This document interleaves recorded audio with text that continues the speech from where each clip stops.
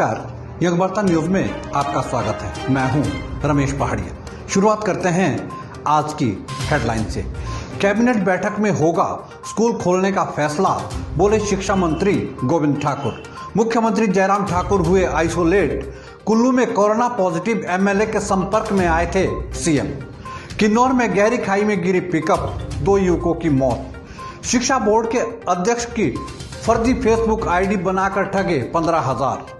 शिक्षा के क्षेत्र में बेहतर कार्य करने वाले शिक्षकों को मिला सम्मान। लाहौल में हॉप्स की खेती के लिए संजीवनी साबित होगी अटल टनल। कांग्रेस अध्यक्ष कुलदीप राठौर का आरोप, बोले देश में नहीं रहा लोकतंत्र।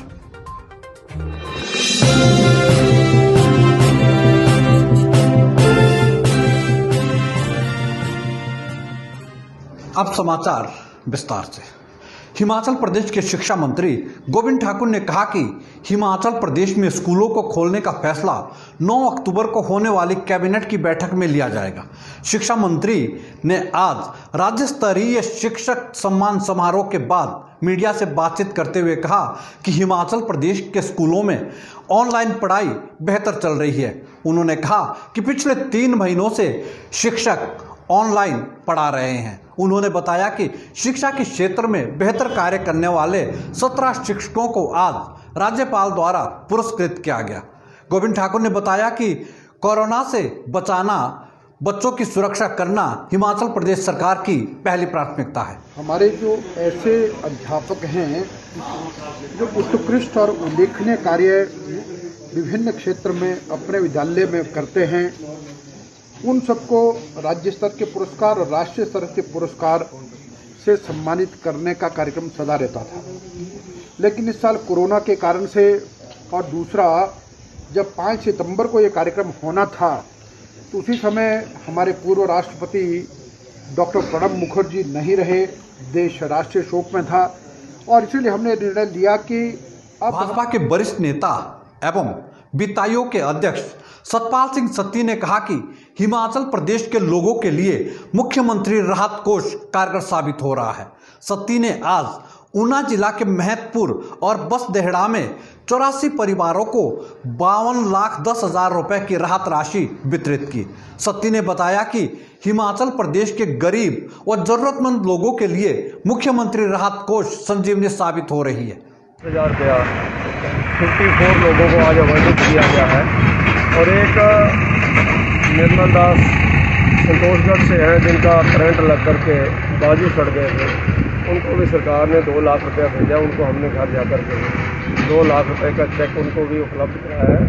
पिछले 1 महीने में लगभग 1 करोड़ रुपए के मुख्यमंत्री राहत कोष और रिलीफ फंड से ऊना विधानसभा क्षेत्र के जो लोग हैं जिन के बिल के खिलाफ आज मंडी जिला के सराज और करचोक विधानसभा क्षेत्र के लोगों ने धरना प्रदर्शन किया।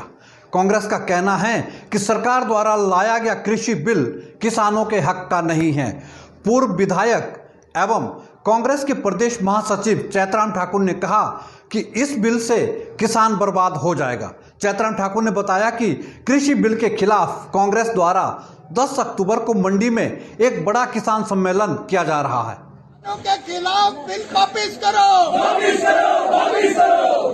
भाजपा को हटाना है, भाजपा को हटाना है।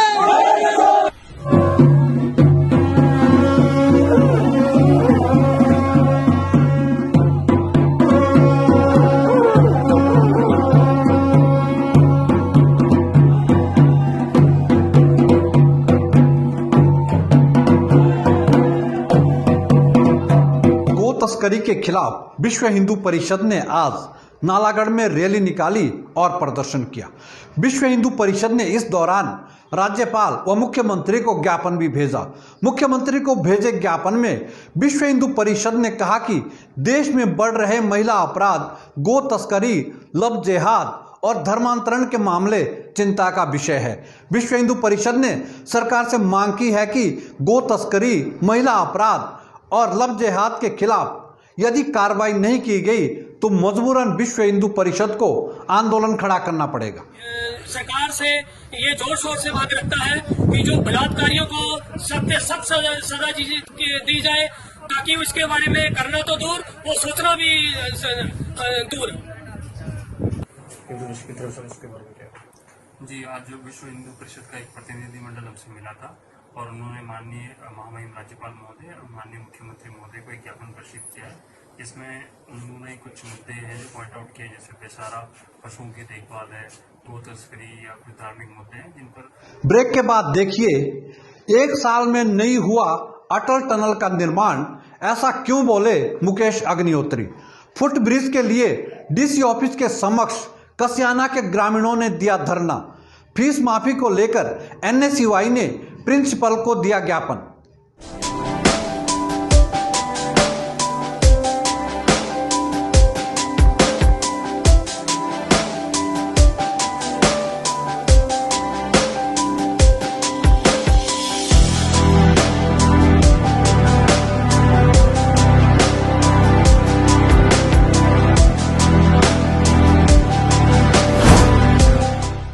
भूषण ज्वेलर्स, अनमोल रिश्तों के लिए। ब्रेक के बाद आपका स्वागत है। अटल टनल का निर्माण कार्य एक साल या एक रात में नहीं हुआ है। अटल टनल के निर्माण के लिए कांग्रेस का भी पूरा सहयोग रहा है, लेकिन भाजपा द्वारा इसका श्रेय राजनीति से प्रेरित है। यह बात नेता प्रतिपक्ष मुकेश अग्निहोत्री ने कही।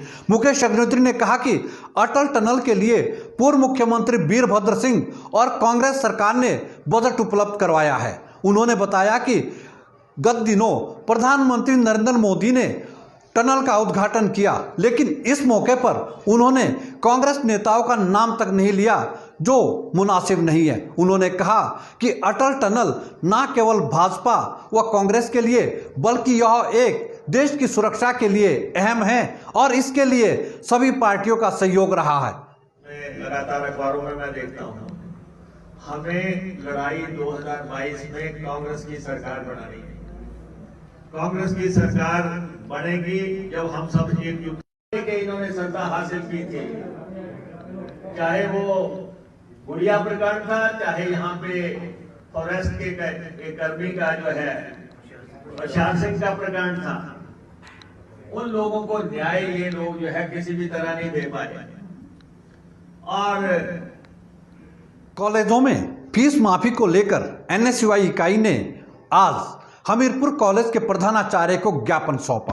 प्रधानाचार्य को सौंपे ज्ञापन में एनएसयूआई ने मांग की कि कोविड के दौरान ग्रामीणों की आर्थिक स्थिति ठीक नहीं है, जिसके चलते 6 महीने की कॉलेज की फीस माफ की जानी चाहिए। एनएसयूआई का कहना है कि यदि सरकार ने 8 अक्टूबर तक फीस माफी पर कोई फैसला नहीं लिया तो एनएसयूआई पूरे प्रदेश में संघर्ष करेगी। जो यूजीसी की गाइडलाइन जो जारी की गई थी, उसमें फर्स्ट और द्वितीय वर्ष के छात्रों को प्रमोट करने का जो था वो फैसला लिया गया था, लेकिन हिमाचल प्रदेश विश्वविद्यालय प्रशासन द्वारा अभी तक इसकी ऑफिशियल नोटिफिकेशन नहीं निकाली गई है। तो जो प्रथम और द्वितीय वर्ष के छात्र हैं वो खुद को असमंजस की स्थिति में पा रहे हैं। उन्हें यही समझ नहीं आ रहा है कि हम लोग फर्स्ट ईयर में बैठेंगे या सेकंड ईयर में बैठेंगे या थर्ड ईयर में बैठेंगे। तो आज हमने ज्ञापन के माध्यम से यह सौंपा है और साथ ही एनएसयूआई हमीरपुर ने यह मांग की है कि जो बच्चों की केंद्र सरकार ने राज्यसभा में बिना बहुमत के ही कृषि बिल पास किया गया, जो लोकतंत्र की हत्या है। यह बात आज सिरमौर प्रवास के दौरान किसान संवाद कार्यक्रम में पांवटा व नाहन क्षेत्र में आयोजित कार्यक्रम में कांग्रेस के प्रदेश अध्यक्ष कुलदीप सिंह राठौर ने कही। कुलदीप राठौर ने कहा कि ऐसा पहली बार हुआ है कि जब किसी भी सरकार ने कोई बिल बिना वोटिंग कराए ही पास किया गया है। कांग्रेस के अध्यक्ष ने कहा कि केंद्र सरकार ने बिल में यदि संशोधन नहीं किया तो कांग्रेस का आंदोलन और उग्र होगा। उन्होंने बताया कि कांग्रेस द्वारा देश भर में कृषि बिल के खिलाफ आंदोलन छेड़ा है। कि अध्यादेश उस समय आता है जब संसद का सेशन नहीं हो रहा होता है, कोई जरूरी कानून देश में बनाना हो, लेकिन जब संसद चल रही थी तो अध्यादेश की कोई जरूरत नहीं थी। लेकिन अध्यादेश आया, लोकसभा में भारतीय जनता पार्टी का बहुमत है, उस बिल को पास किया गया। राज्यसभा में भारतीय जनता पार्टी का जो है बहुमत नहीं है, विपक्षी सांसद ज्यादा है, इसलिए जब विपक्ष के हमीरपुर जिला के कसियाना गांव के लोगों ने आज फुट ब्रिज के लिए डीसी ऑफिस के समक्ष धरना प्रदर्शन किया। ग्रामीणों का कहना है कि नाले में 70 वर्षों से फुट ब्रिज की मांग कर रहे हैं, लेकिन सरकार द्वारा आज तक उन्हें फुट ब्रिज नहीं दिया गया है। उन्होंने बताया कि नाले पर फुट ब्रिज न होने के कारण ग्रामीणों को भारी परेशानी का सामना करना पड़ता है। ग्रामीणों ने कहा कि नाले पर पुल बनाने को लेकर उन्होंने स्थानीय विधायक, मुख्यमंत्री व प्रशासन से कई बार मांग की है, लेकिन नतीजा सिफर रहा। ग्रामीणों ने बताया कि यदि नाले पर पुल नहीं बनाया गया तो ग्रामीण सड़क पर उतरने को विवश होंगे। और हर किसी के संज्ञान में इस बात को हम डाल चुके हैं। जैसे विधायक महोदय से मिले, ब्लॉक में मिले, जनमंच में मुद्दा होता, डीसी साहब के हमने अंदर एप्लीकेशन वगैरह दी, लेकिन आज तक उसकी सुध किसी ने नहीं ली। लोग इतने दुखी आ चुके हैं कि दूसरा पुल या सड़क तो बनने से दूर रही, तो उनका कहना है कि हमें कम से कम फुट ब्रिज ही दे दें। जैसे कि अभी इन्होंने बताया कि अभी एक साल के अंदर गर्भवती। मंडी जिला में बदहाल स्वास्थ्य सेवाओं को लेकर आज सरकाघाट माकपा इकाई ने एसडीएम के माध्यम से सरकार को ज्ञापन भेजा। माकपा का कहना है कि कोरोना के दौरान मंडी जिला में स्वास्थ्य सेवाएं पूरी तरह चरमरा गई है। माकपा ने बताया कि अस्पतालों में नॉन कोरोना रोगियों का उपचार नहीं हो रहा है। माकपा नेताओं का कहना है कि यदि हिमाचल प्रदेश सरकार ने मंडी जिला में चरमरा रही स्वास्थ्य सेवाओं को दुरुस्त नहीं किया तो मजबूरन माकपा को आंदोलन करना पड़ेगा। व्यवस्था है वो बहुत बुरे तरीके से चरमरा चुकी है और हम ये देख रहे हैं कि अस्पतालों में डॉक्टरों की भारी कमी है, अस्पतालों में डॉक्टरों का रिजर्व स्टाफ नहीं है, वहाँ पर सुविधाएं नहीं हैं और जिस तरीके से जो कोरोना पेशेंट्स के अलावा नॉन कोरोना पेशेंट्स हैं उनको ट्रीटमेंट नहीं मिल रही है और उनकी जो डेथ रेट है वो पिछले कुछ दिनों में बहुत ज़्यादा जो है वो बढ़ रही है। इसके कुछ कारण आज के लिए फिलहाल इतना ही। यंग वार्ता से जुड़ने के लिए धन्यवाद।